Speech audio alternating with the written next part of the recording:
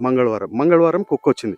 కుక్క రాగానే అంటే మీకేమన్నా అంటే కుక్కకి నోరు లేదు గాబట్టి ఏమన్నా మీకేమన్నా ఎందుకంటే మీరు చిన్నగా ఉన్నప్పుడు కుక్కని పెంచారు గాబట్టి ఏమన్నా మీకు ఒక ఐడియా అంటూ వస్తుంది గదా!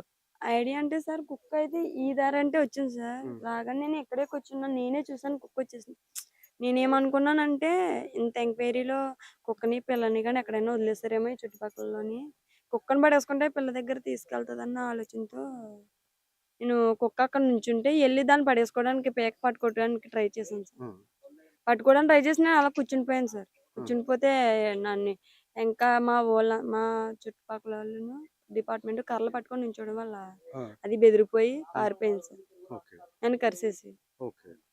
వెంటనే మా ఆయన గారు డిపార్ట్‌మెంట్ పరిగెట్టెళ్తే మా ఆయన గారిని కూడా అటాక్ చేయబోయింది సార్. హుహు. అటాక్ చేయబోతే మళ్ళీ ఇంకో కొంచెం ముందుకెళ్ళింది. హ్మ్. అక్కడ కూర్చుందంట సార్. ఆ! మళ్ళీ ఇంకో ముందుకెళ్ళి ఆ గదిలోంచి ఎలా పోయిందో ఇంకా కనిపించలేదు సార్. మళ్ళీ నా చున్నీ పట్టుకొని సార్ వచ్చి రాగానే ఆ! కరిసేటప్పుడు ఆ చున్నీ స్మెల్‌తోని పోలీస్ వారు పంపించారు సార్. హ్మ్. అది పోలీస్ డాగ్ కూడా ఈ ఏరియాలోనే తిరిగింది సార్. కానీ లాస్ట్‌కి మా కుక్క కనిపించలేదు. ఓకే. మళ్ళెప్పుడో దొరికి పాపకి అది ఇది పెట్టారుగా ట్రాకర్ పెట్టారు అదెప్పుడు? మంగళవారం వచ్చింది కదా సార్ ఇక్కడికి. బుధవారం ఉదయం మధ్యాహ్నం అక్కడ ఊరవతల చర్చుంటే అక్కడ కనిపించిందంట సార్. హ్మ్. కనిపిస్తే మా వోళ్ళకి ఇన్ఫార్మ్ చేస్తే ఎళ్లారు వాళ్ళును. అయినా అప్పుడు మిస్ అయింది సార్. హ్మ్. బుధవారం నైట్ 12 గంటలకి ఇంటికొచ్చింది సార్ కుక్క. ఆ! వచ్చిన తర్వాత దానికి లక్షన్నర కోసం లక్షన్నరలో సార్ జీపీఎస్ ట్రాకర్ పెట్టి హుహు. బానే చేశారు సార్. హ్మ్. చేసిన తర్వాత అది కొంచెం కొన్ని కిలోమీటర్లు తిరిగింది. ఒక 7, 8 కిలోమీటర్లు తిరిగిందంట సార్. హ్మ్. ఇంక అలాగా అది కూడా చనిపోయింది. అమ్మ మీరు చెప్పండి. మీరు ఏమన్నా సరే పర్లేదు. మీరు కూర్చోండి. మీరు ఒక విషయం చెప్పండి.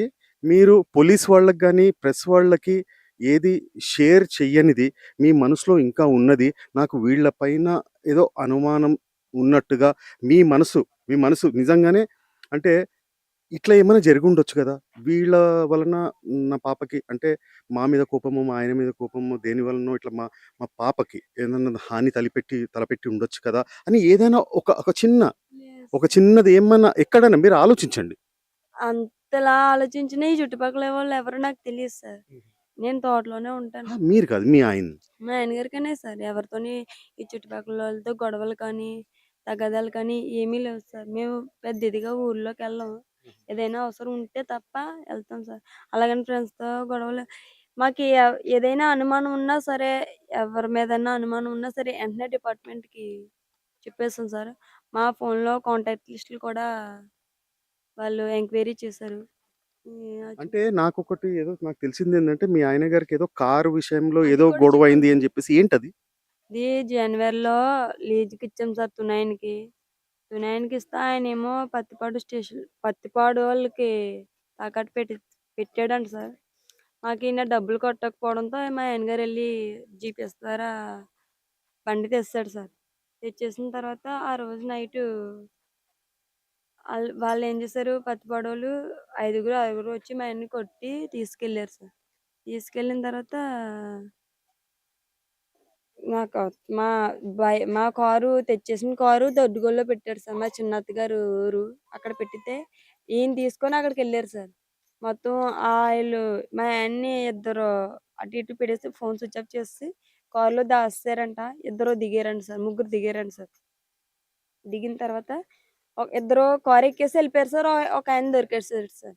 ఆయనేమన్నారు, "నేను దొరికాను కాబట్టి మీకు తెలిసింది. లేదంటే మీ అబ్బాయిని, మీ కార్‌ని ఏం చేద్దామో మీకు తెలీదు" అని బెదిరించాడు సార్.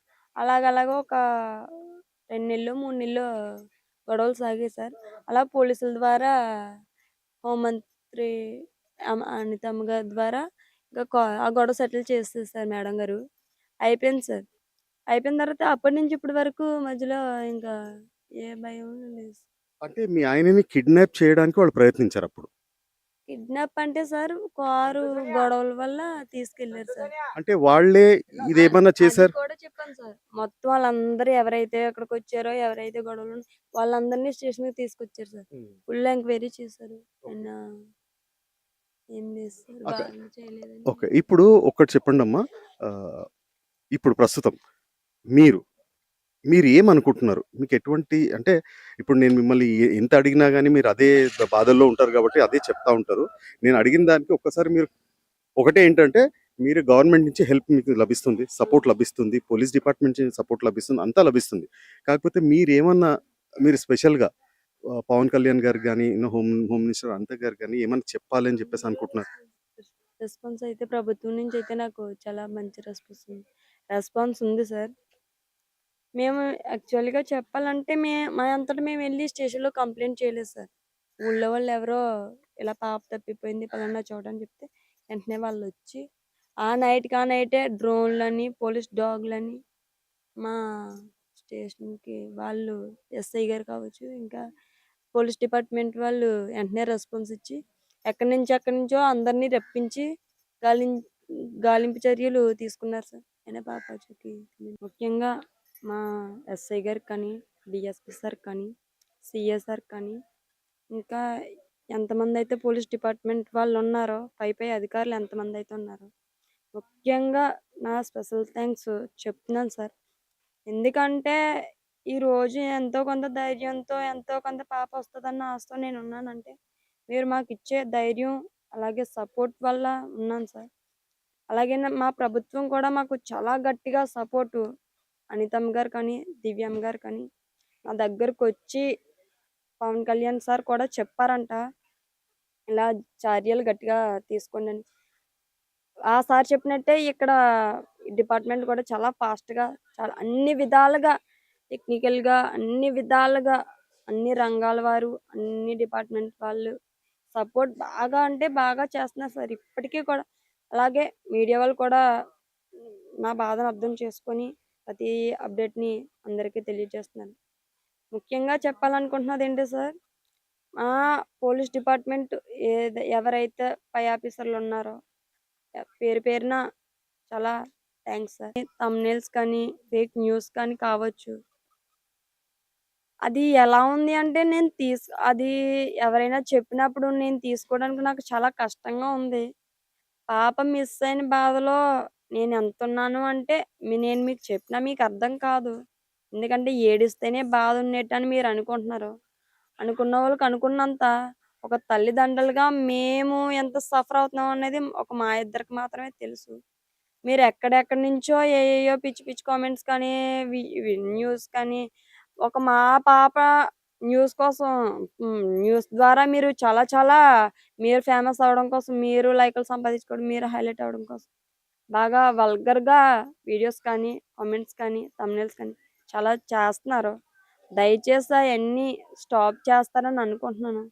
మీ ఇంట్లో కూడా నాలాంటి అక్కో, చెల్లో, అమ్మో, కూతురో ఎవరో ఒకరు ఉంటారు. మీ ఇంట్లో కూడా ఇదే జరిగితే మీరెంత సఫర్ అవుతారో మీరే తెలుసుకోండి. నేను చెప్పాలనుకున్నది ఏంటంటే, ఒక ఆడదయ్యుండి ఆడదాని బాధను అర్థం చేసుకోవట్లేదు. మగాడయ్యుండి మగాడి బాధను అర్థం చేసుకోలేదు. మళ్ళీ ఇయన్నీ నీకెలా తెలుసు? నువ్వు ఫోను చూత్తన్నావా? పిల్ల పోయిందన్న బాధ లేదు. ఇయన్నీ ఎలా చూస్తున్నావు? అని అంటున్నారంట. వాళ్ళు వీళ్ళు చూసినోళ్ళు చెప్తున్నారు.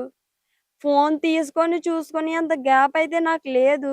ఎందుకంటే ఇంటి దగ్గర చూసుకోవాలి. నా హెల్త్ పరంగా నేను చూసుకోవాలి. చిన్న పిల్లుంది. ఆ పిల్లని దయచేసి ఇవి ఫేక్ న్యూస్ కానీ, థంబ్‌నెయిల్స్ కానీ, కామెంట్స్ కానీ స్టాప్ చేయండి. నా బాధని నేను మీతో చెప్పడానికి కూడా ఇంకా నా దగ్గర మాటలు లేవు.